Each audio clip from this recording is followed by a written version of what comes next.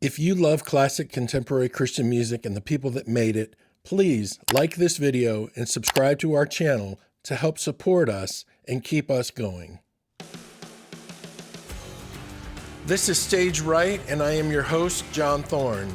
They say if you die with a handful of friends, you die a rich man.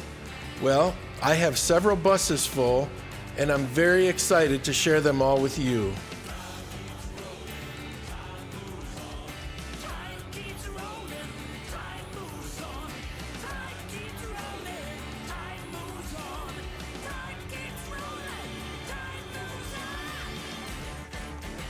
Welcome to Stage Right. I am your host, John Thorne. This is episode 22. Today I'll pick up with part 3 of my conversation with my good friend Mark Gersmehl from WhiteHeart. But before I get to part 3 with Gersh, I want to give a shout out to a couple WhiteHeart fans who listen around the world. Got Rod Sloan, first of all, who listens in Australia. Rod is a longtime WhiteHeart fan. Actually sent me pictures several years ago of when he got to meet the band. So Rod listens in Australia, and I also want to give a shout out to Tim Cockcroft. Tim is the fan that I referenced in episode 20, and I couldn't remember his name, and Gersh and I were having a conversation about the concert in Johannesburg when his keyboard rig had all the pyro around it, and he almost caught on fire. Well, Tim was the one that reached out to me to tell me that he had a home-recorded VHS PAL copy of that concert, and he was going to try to get it converted so he could send us a copy. So Tim in South Africa, Rod in Australia, thanks you guys for listening. I'd love to hear from you. If you want to email me at john@stagerightpodcast.com, john@stagerightpodcast.com. Email me, tell me where you listen, throw your name in the hat, and we're going to have a giveaway coming up. So email me and you'll be eligible to win that prize pack. So last week, WhiteHeart fan Sarah Murphy contacted me to say, hey, love the podcast with Gersh. Is there any way you could get Rick Florian to come on? And I said, he's going to do it. He's just not sure when. So Tuesday, I was sitting at my desk just doing some other stuff. My phone rings. I look down. It's Rick Florian. He's got the afternoon to talk. So we ended up recording a 2-hour call. So Rick's going to be my guest in a few weeks, and it's going to be a 2-parter.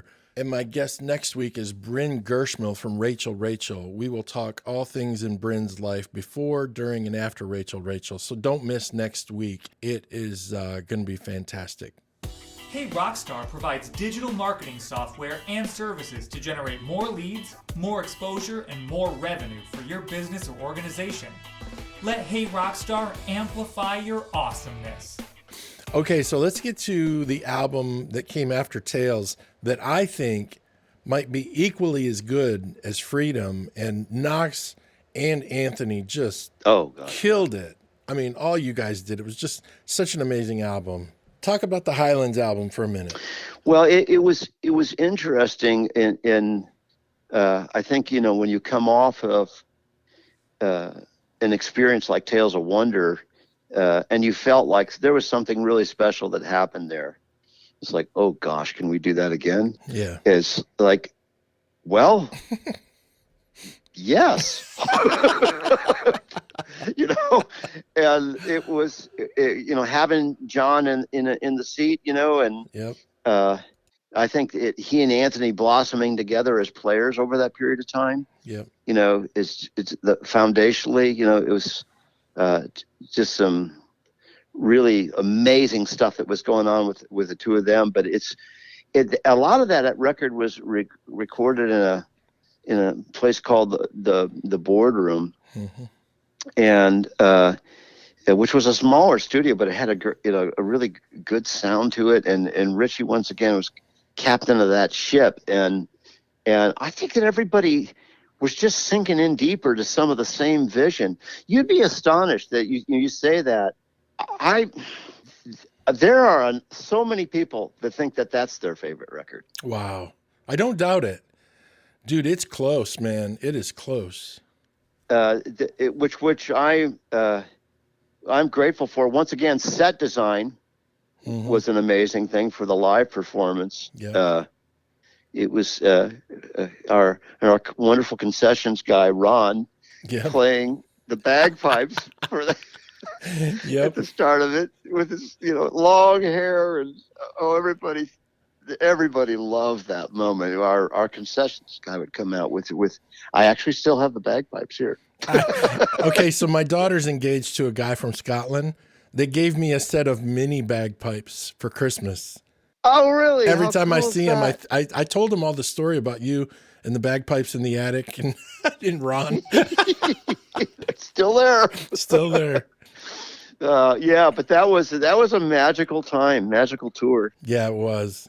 You ended up playing a lot of that music too, and so I think that that you get into the design of all that. It was, yeah, there were some really good moments. I'm just I'm just so grateful for the people we worked with. Yeah, for sure, man. You being one of them on so many levels. It was just what's difficult for people to understand is when you're in a band.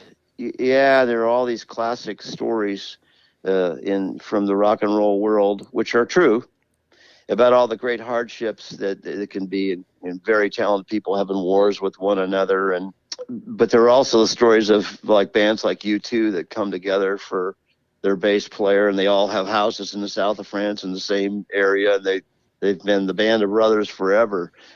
You're a family.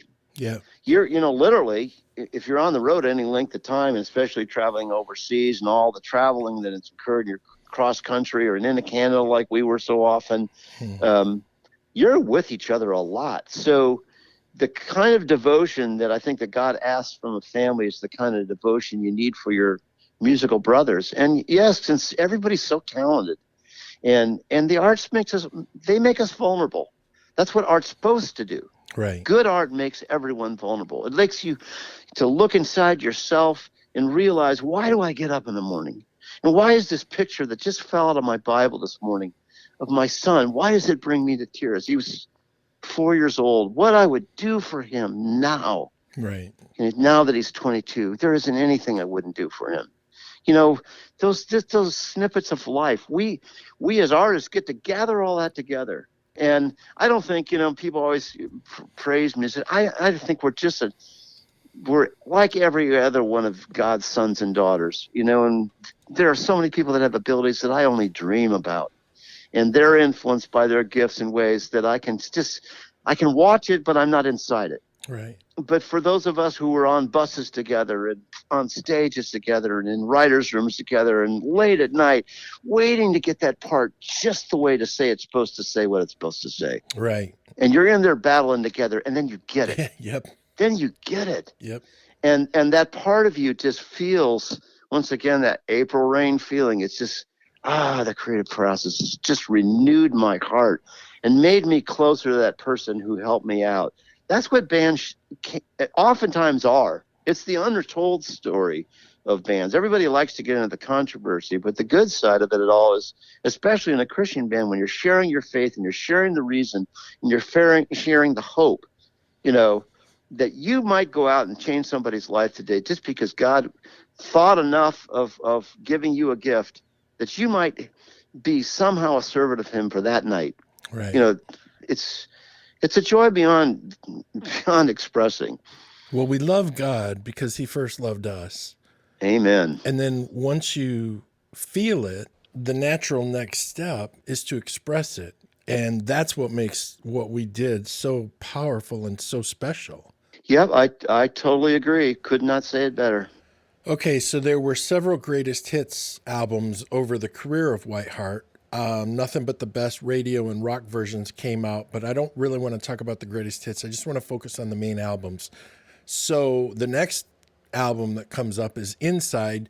You and I had a chance to work with one of the great producers of all time, Ken Scott. What do you remember about that? Well, there is, a guy who's Ken Scott. My gosh, he played the Moog synthesizer on Elton John's Madman Across the Water. Yes, he did.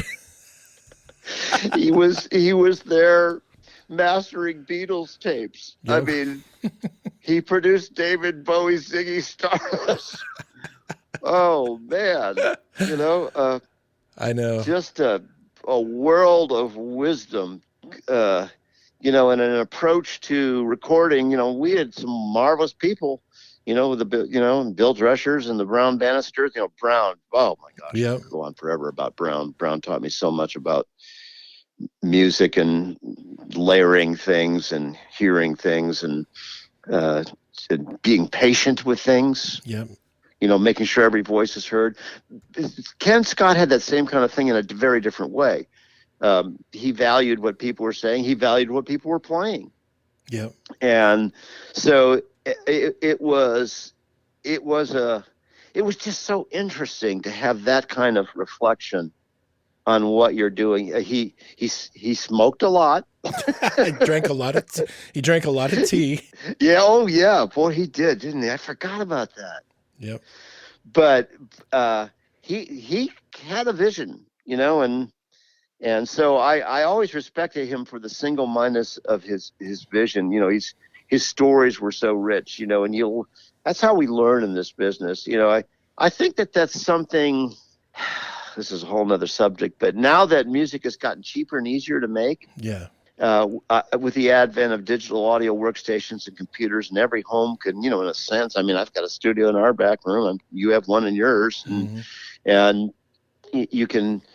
There's so much you could do. It's enormous potential, but I go back to the people like the Ken Scotts and the Jeff Ballings and the Richie Biggses and all the things that they taught me and continue to teach me. Right. That's what's so great about art is I got up this morning and there was something I knew I could learn. Yeah. I could be better somehow today. It's that way every day. Yeah. Maybe tomorrow I'll actually write a good song. That's the way I honestly feel.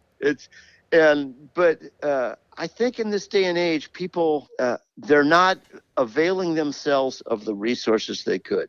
Right. And the way we all learn is to learn from a Ken Scott and to learn from a Brown Bannister. And, I learned so much from the guys in my band. It's just how to get the best of you out and onto whether it's a 2-inch piece of tape or it's being reduced in this day and age to zeros and ones. How can you make zeros and ones feel like it's a story that somebody needs to hear? I know, right?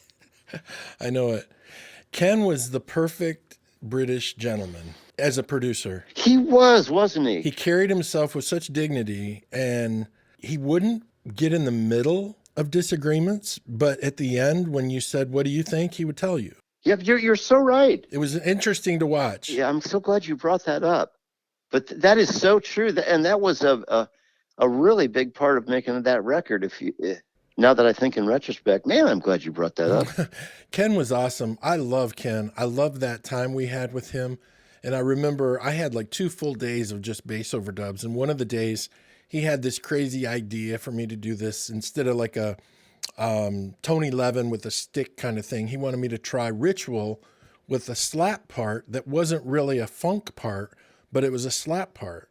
So I record the whole song, get to the end, and he says, "I hope you don't shoot me, but what do you think about going back and doing the verses over in the first couple choruses because it sounds more natural now that you've been doing this for a few hours. So what do you think about that?" And I looked at him and I said, "Oh, gee, 3 more hours in the studio with you? Yeah, I'll take that." Yeah, no kidding. So we spent 3 more hours, redid the parts from the early part of the song, and it sounded great, all came together, and it was like, oh my gosh, I will do anything. I told him I'd do this 5 times if he wanted me to. Well, and there's a wonderful lesson there in, and I believe that in songwriting as well, is I always say to people is, if you're co-writing with me, this is the safest room on the planet. Yep. Say the stupidest thing, because I promise you I'm going to say something really stupid. Probably won't take me very long. But they're in the middle of, you could do something and play something, but right there at the end of, what was that thing you just said? Or what was that thing you just played? Play the thing that you just played. Okay. All right. What if you did this to that? Yep. And then all of a sudden, Tony K, the keyboard player from Genesis, he said, we used to chase our mistakes. Yeah. He said, we'd be rehearsing, and then all of a sudden somebody would make a mistake, and you go like, oh, okay, let's stop. Wait, that was kind of cool, actually. Right. And then Genesis, who was always especially in the Peter Gabriel days, was such an adventuresome band. they'd follow their mistakes to wherever that might go. Right. I want to give the listeners a vivid example of this and how it relates to you specifically. Okay, we were writing and we were between football games. We were sitting in my family room. I picked up the guitar and we started working on this song that ultimately became The Light. But before it became The Light, we're playing and we're writing and we're working on the verses. Then we get to the chorus and we're just playing it and listening to it. I'm playing it on the guitar. We're just kind of humming and just kind of pondering for a second. And then all of a sudden I hear this thing in my head. And I said, well, I hear this thing in my head, but I don't know if it's any good or not. And you said, well, sing it. So I sang, I am, we worship the great I am. And you said, oh my gosh, I love that. But I think we can come up with a stronger hook than that, like a better lyrical hook. You said, I love the call and answer. I love the melody. I just think we can come up with something that's a little bit stronger. And then it wasn't long after that, you said, I've got it. And you said, what do you think about this? The light, the light, the light, the light, the light of the world will come. And I was like, oh my gosh, that's it. That's brilliant. Well, I do remember that. I appreciate you saying that. But the other thing about that is, because when we were just starting, it was in your office, and you go, da, da, da, da, da, da, da, on the bass, and it's like, okay, holy freak, that is the verse. Yeah. That was because all I was trying to throw out was a vibe, and by actually doing it, I threw out the part, and it was like perfect. And it was like it had really not much to do with me, other than I just played you this thing to create a vibe. But what I threw out actually worked, and it really did. That song is so cool. Well, that was your genius in that moment, because, and I think about it too. I told Brynn this. This is a song from a musical that John and I wrote called "Waiting Emmanuel," which remains one of the favorite things I've ever done in my entire musical career. Me too. The journey, his sister and brother-in-law were a part of it too. The journey of the ideas about the birth of our Savior and the longing of Israel. It remains one of my favorite things I've ever been privileged to be a part of my entire musical life. Yeah. But that whole thing was that, when a part and a sound becomes a structure point, that's exactly what happened that moment for people that love music, and I'll refer back to another time. It's like I wrote off of the Freedom record, Let the Kingdom Come. I wrote that by myself in a room. And then we get into another room, which is called a studio, and in walks Tommy Sims. Yeah. And I'm sure that everybody that's ever heard that album knows. Right. It's like, oh my goodness, what is that? Yeah. So in the world of songwriting and songwriting credentials and credits, some people may know or they may not know. A riff will not be, for the most part, it will not be a songwriting credit. Somebody writes a song and somebody comes into the studio and plays something. And the perfect example, that would be Gordon Kennedy's father, who played something on a song called Pretty Woman. Yeah. Da, da, da, da, da, da, da, da. That is Gordon Kennedy's father. And if that should ever have been part of the songwriting credit, holy smokes. Right. Well, so we're sitting down at the end, as we always did at the end of making a record, and you say, so these songs have been chosen. What are the splits? Who wrote on these songs so everybody is properly paid or whatever? I gave Tommy Sims part of that song because that part he played is such an important part of Kingdom Come. Even though he wasn't in the room writing with me, that part is part of that song. That's a bedrock. So I gave him writing credit on that. Right. Because he wrote on it. Right. He may have wrote later. Well, it was an amazing part to an already amazing song. Oh, gosh, yes. Just brilliant. And the same thing was true of your line in that song, The Light, which I still is once again one of my favorite songs I've ever been a part of. I just remember being on the stage at your church, and we didn't have all the heavy arsenal of electric guitars and some of my bigger keyboards playing it, but it was just 3 guitars. We were sitting down there singing and playing. And it's like, you know what? It works at this level. Yeah. And that's the thing that I found. Really great songs.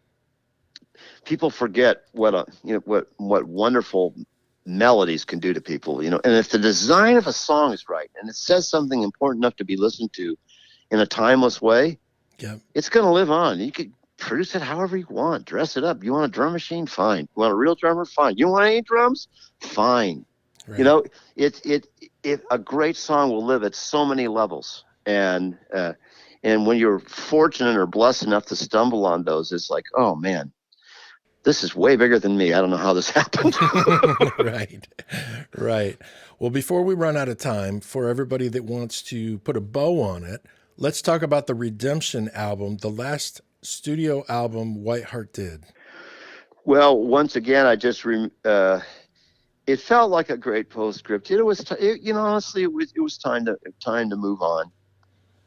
And Rick was beginning his real estate career, which he's done tremendously well. If you need a house, you live near Nashville, call Rick Florian.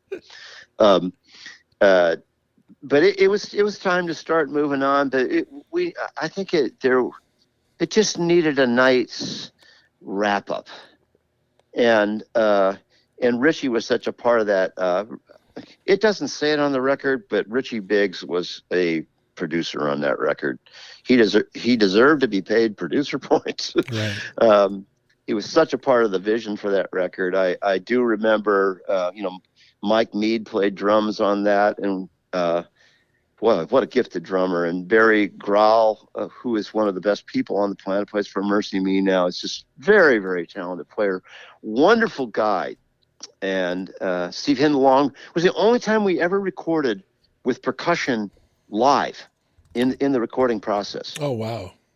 So it was integrated from the get-go, and Steve Hindlong, who's from the choir, was very gifted at that. He was part of the recording session. And then Mark Hill played bass. Yep. Now, Mark played bass on the additional new tracks that were on the Nothing But the Best Rock and Radio Greatest Hits album. Yes, he did. And he plays for Reba McEntire and Brooks and Dunn now, but he's played on so many records. You've heard Mark Hill, you don't even realize it. And Mark, by the way, played on my solo record. Mark played all the guitars. I remember that. Oh, he's just so gifted. And boy, you talk about a guy who's dedicated to the craft. So it was a different cast of characters, and we knew that it wasn't going to be something that we were going to go on the road with. Probably it was just at that point. But I was so glad that we were allowed to do that. Claire Parr was a big part of that. Was at Curb Records when we were there. Claire Parr is the person who got Ken Scott. Yep. To be a part of us, because Claire Parr was a person who worked radio at Geffen Records. She's responsible for Michael W. Smith's Place in the World being on secular radio. That, my friends, was Claire Parr. Yep. And Claire Parr had framed thank you letters from Don Henley on her wall. Yep. From Peter Gabriel and oh my goodness, on and on and on and on, the people that she worked with. And so gifted and so talented in her own right. And I'm lamenting because a week ago she passed away. I know. But you talk about creative life forces, and she was a great writer. She was a great singer. She mixed monitors for Genesis. Yeah. I mean, talk about a nutty, wild, crazy career.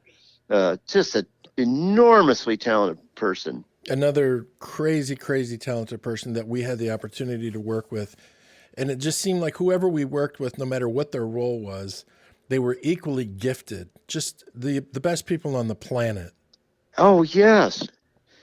I mean, I go back to, I hate to name names just because I know I'm going to miss so many important people. The Mike Wilsons, the Rob Luttrell, who worked with you, so lived with you, and then what Rob coordinates 9 video screens for Alan Jackson. He's out there with King and Country. I mean, there were so many talented people. I mean, the very first sound company people from Columbus, Ohio, Dave Mead and Rusty Randy on lights and Mark Merchant on front of house. I mean, these people were so good at what they did and made us look and sound so much better. I mean, and just wonderful people that loaded buses. And and then I go extend all that farther on, all the youth pastors who believed in us and went before their churches and said, we need these guys to come in, and we're there because we would never do an altar call unless we had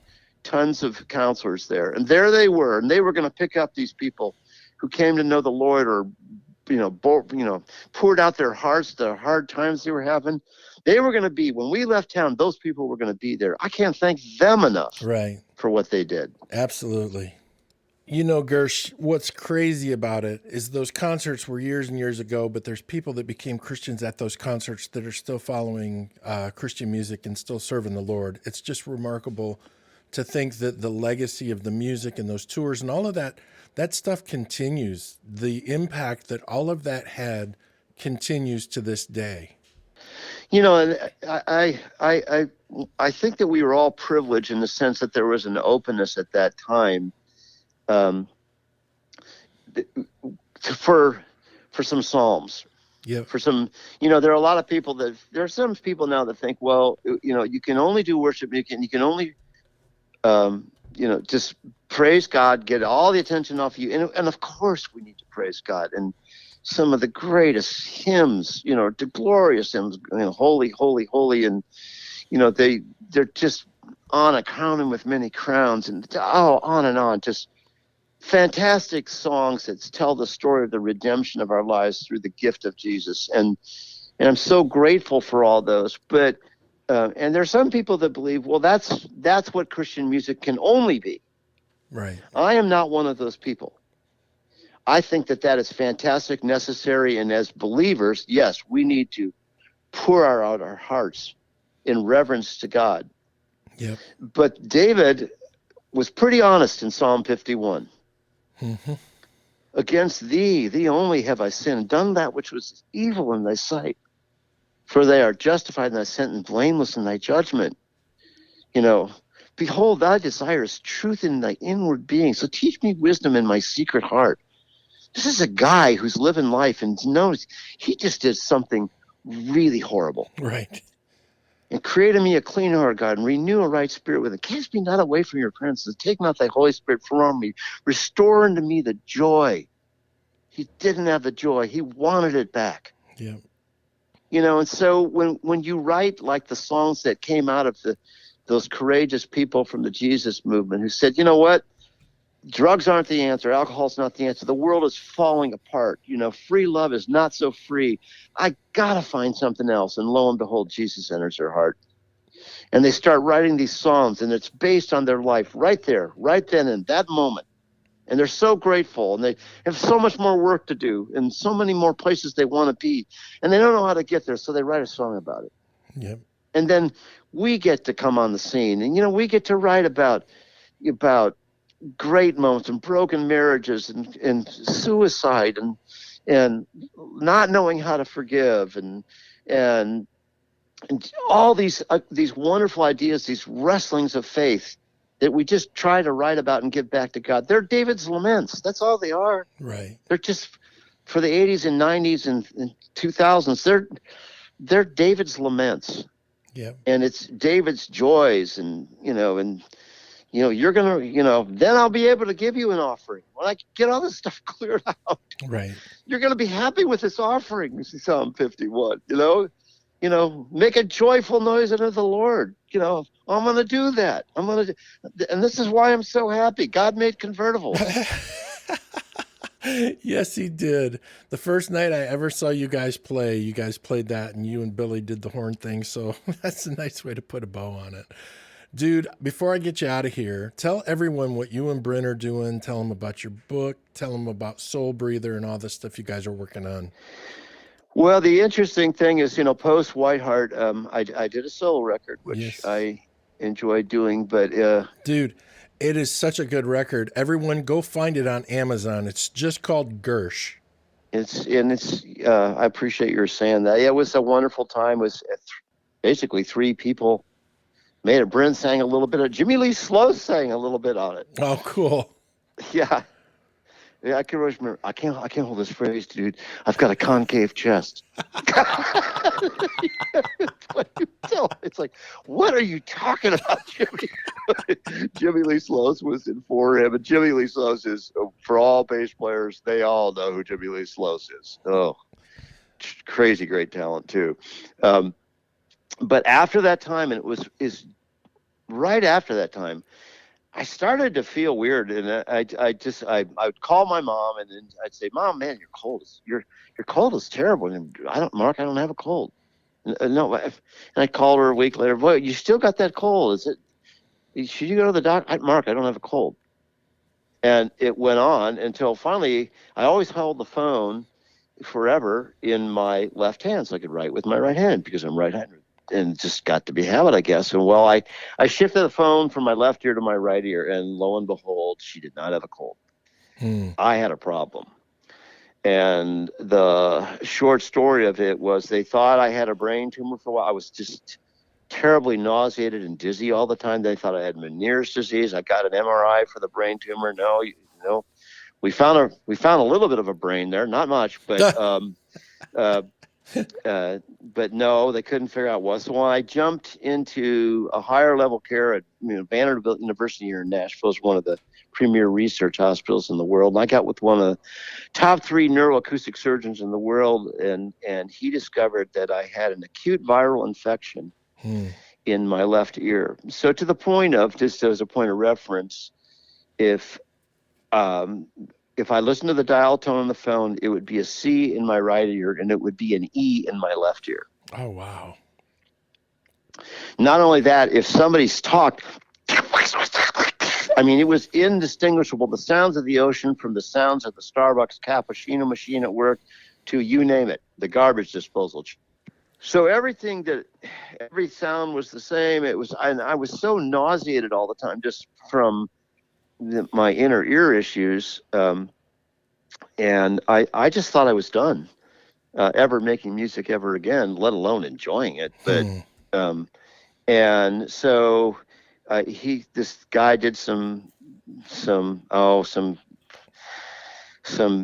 revolutionary techniques where he numbed my ear and shot steroids directly into my inner ear, and there's a whole story with all that stuff that went on. But they finally got to the point, and they said, you know what, we've done everything that we can for you, and we're sorry that it didn't work, and this is a changing field. We always hope that some new technology or new treatment will come on. So we want you to come back in 6 months and do another audiology test, which I always failed miserably. And so I ended up going back in 6 months. And there was a woman there who was so kind to me. When you get to that level of care, it's just, they're amazing people. Right. And she was such a kind advocate for me. She knew she knew I was a musician and all that. And so I went in for the test, and I came out, and she said, well, I can't explain this, but you show significant improvement in 3 years that we've never seen before. And I said to myself, well, you may not be able to explain it, but I can. But I know, and to my shame, my wife tells me, you need to pray more for yourself, and she's right. But my sister and my mother prayed for me every day for 6 months straight, and there is no other explanation. But I improved, and it's not perfect, but I started to be able to work, and my wonderful friend Richie Biggs, who is so kind to me, has been such a treasured friend. I'd play him something. I say, so I'm mixing this, I'm working on this. What do you think? Is it okay? And he goes, no, you're getting it. Sounds good. You keep going. And always instructing me on things I could do better because he knows. And basically taught me everything I know about engineering, and so gracious to share that knowledge. But then I started to think, well, all right, well, maybe I can work again. So what can we do? And so Brynn is just a marvelous songwriter, and I was working on some things with her, and she started playing. She played keyboards in Rachel, but she's always been a marvelous, one thing, worshiper. Mm-hmm. But she learned how to play acoustic guitar in a park in Los Angeles with a teacher who taught her, Paul Simon. Wow. So she finger picks amazingly. Yes, she does. And just the relationship, and those of you, and you're one of them too, when you pick up an acoustic guitar, something different happens to you the way you write. Yeah. It's something about the interface of wood resonating in the hands of somebody who's singing or thinking. Yep. I don't know what it is. It's a magical thing. And that started influencing the way she writes. We kind of geared her more towards a different, she started to go in a different direction vocally. It's not just the rocked out Rachel, but she found a sweet angelic part of her voice. And weirdly, and Daryl Harris is one of the guys earlier, if I was telling you from Starsol, we invited him over to hear some of the first things he was doing. He said, Gersh, I know you've been in rock and roll and you've had a bunch of tons of hits. He says, but just forget about that all now. I don't know why this works with that fragile voice singing with your thick voice. It just works. Right. He says, just follow this rainbow. Wherever it'll go, just follow this rainbow. And we, quite honestly, very slowly didn't really address it the way we needed to. But then we started to, knowing as much as I still love rock music, because of what happened with my ear, I probably wasn't going to put myself in situations like that again. Right. Just because of the sound pressure levels. I wasn't going to do too much of that. But also the intersection, art is about life. Life had changed. We had a son, different challenges, different ways to sing. The world, has the world changed? Yeah. So do we need to, how can we address this? How are we going to write about this? And so it was one of those, it was a morning where Brynn, I slept in too late when she went off to this new church by herself. She was supposed to wait for me, but she knew I hadn't slept well, and so she left me sleeping. And it'll be in the book, in a sun-drenched morning in early spring, God spoke to me, and gave me that name for him called the Soulbreather. And because as Genesis 2:7, the Lord God formed man of the dust of the ground and breathed into his nostrils the breath of life, and man became a living thing. Yep. And somewhere on this planet, you and I became living things. Why? There's got to be a reason.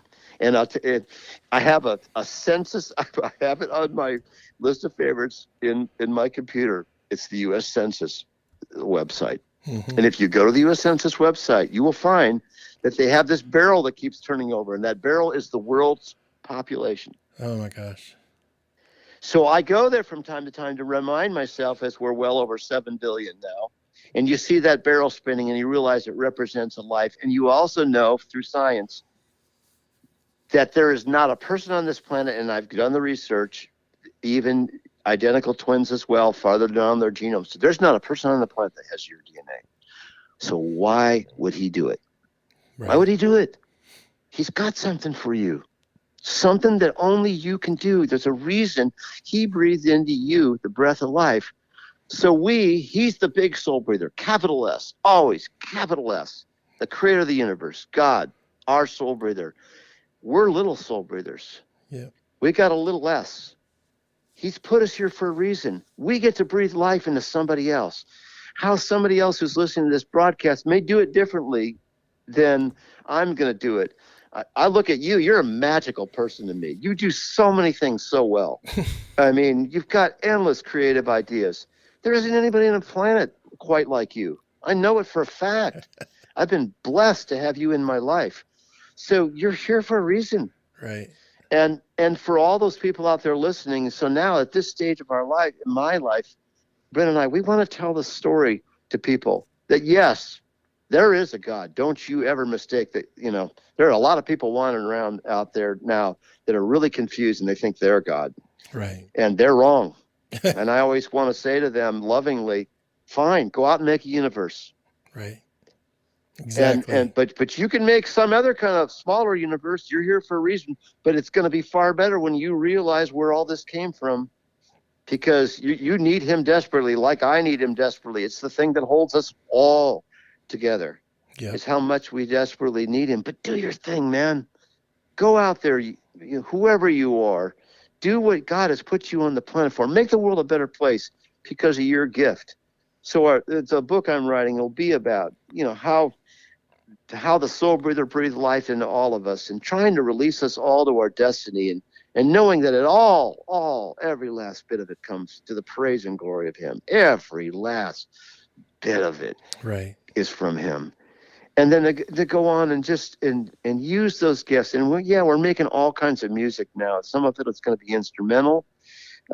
There's some creative things I want to do with the book that I can't give away the store, but it's Sure. to my knowledge, I don't know that anyone has done this yet. But so I'm looking forward to doing that. But it's time for all of us, those of us who are believers, to step up and break out of the boxes and do.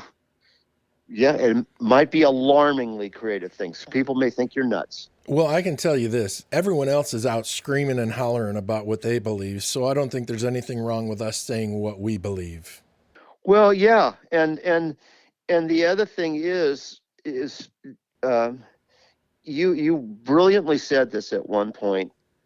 We were talking about how, and there's some wonderful music out there. There's some very, very talented, creative people, worship leaders who are doing just great work, but there's also a lot of people that feel like that they're parroting things. They have to do it a certain way, and some of it's not their fault. They're being told that they have to do it a certain way. Right. And I felt like in a lot of times that it seems like a lot of people that were writing music, they're all, for the last 8 to 10 years, they're all writing, some to get on the same record. Yes. And you so brilliantly said that they've gotten to the point where people have thought that red is blue. Right. They've been told red is blue. So isn't red blue? And I think that we in the church, me included, and I will place myself at the forefront of this. I'm not here to point fingers. I was in my back room and I wrote a song, and I thought, well, it was a worship song actually, and I thought, well, that's pretty nice. And I heard, and some people says, God really speak? Yeah, absolutely. He does, and it was unmistakable. It was come from I just heard him say, "That's good, but I want you to go deeper." Oh wow! And it took my breath away. And I thought, he's asking for more, right? And so I feel like it's time to get courageous again. Yeah. We were all courageous early on without thinking about it. I don't know why that was. It was just this canopy of blessing. People say, well, who were you trying to copy or what your influence? It's like, no, we were just trying to unfold our lives, play our instruments, write songs, right. Honor God. Yep. We weren't trying to write a number one hit. If it became that, well, thankfully it did. But that wasn't the point. That was never the point. Right.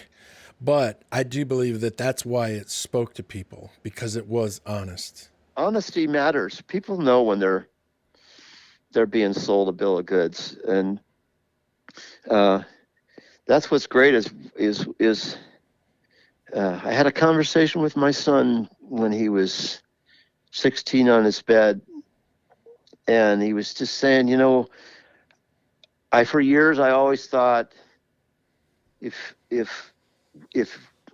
I was going to live my life away, that being a Christian, that's a pretty good way to live your life. It's pretty moral. It's a pretty good way to live your life. And you would tell me things about God's Spirit moving and speaking to you. And now I know. Yes. That's great, dude. And I will treasure that conversation forever. Yeah. Because a really wonderful person who is our son, he really knew. That's so awesome. And gosh, I know your heart. I know your life's work and so much of what you did, the depth of who you are and how you have poured yourself out for other people. That's all you want them to know. Right. I honor you for that. Well, that's nice of you to say, Gersh, but some of the best times we had when I was a worship director at a church up here is for 7 or 8 years, you came up 3 or 4 times a year at least and led worship and taught choir seminars and worship seminars and songwriting seminars. And we talked about a lot of stuff when you came up with people and tried to help them along the way and everything. And the services, when we led worship together, the services were amazing. And it was so unique and so special. And I remember one time the pastor's wife, who was known for wanting to do things her way and not necessarily the right way, she looked at me one Sunday when you were leading worship and she said, "I feel so small," because God had completely filled the room. It was one of those just beautiful, glorious mornings. And I looked at her and I said, "You are small." And afterwards I said, "The reason I told you that is because that's the way it's supposed to be when we lead worship. We're small and God is big, and that's the way it always has to be when you lead worship." And you do that so well. People think like, well, you're a bass player, how does that happen? Or you would play acoustic sometimes. It's like, because you understood. And that's what I would pray for so many worship leaders. You know, and the ones that are anointed, that and God does anoint worship leaders. You know, Yes. He is it any, when they're rededicating the temple, is it any wonder that he put the singers and the musicians at the front of the line? Right. Leading them back to Ezra and Nehemiah. Yeah, there's a reason why they were at the front. It's not that they're opening the gates for all of us. And I've watched you, and I know that when you're looking out at the room, and God is just doing something in the room. Yeah. He's doing something in the room, and you know what? The plan was to do just the song and go on to the next song, but something is happening in the second verse of this song. Right. We need to stay on the second verse of this song. Is it going to mean that the sermon's going to be a little bit later? Yeah. Right. And your point is, right. That's where the thing was.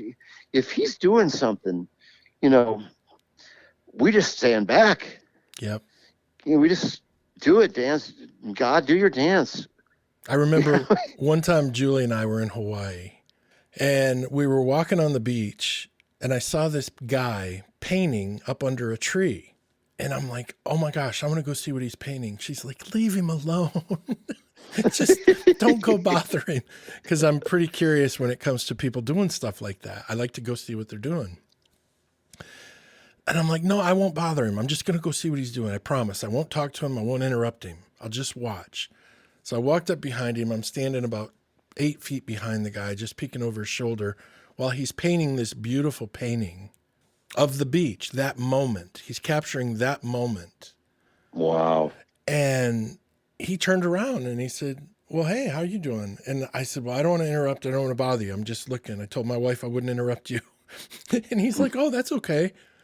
Come on up, take a closer look." So I walked up and I'm looking at this painting and I'm seeing what he is doing in the moment. And I actually, to make a long story short, the next day he invited us to his house and he sold me that painting off his easel. Oh, how great is that? And I couldn't believe it. It's the painting we have in our living room that you've seen 1,000 times. Oh, yeah. And I just remember thinking, if we would take moments and just stop and see what God is doing, and then he invites you in to be part of it. And then he might even let you go home with something. Yeah. You just never know.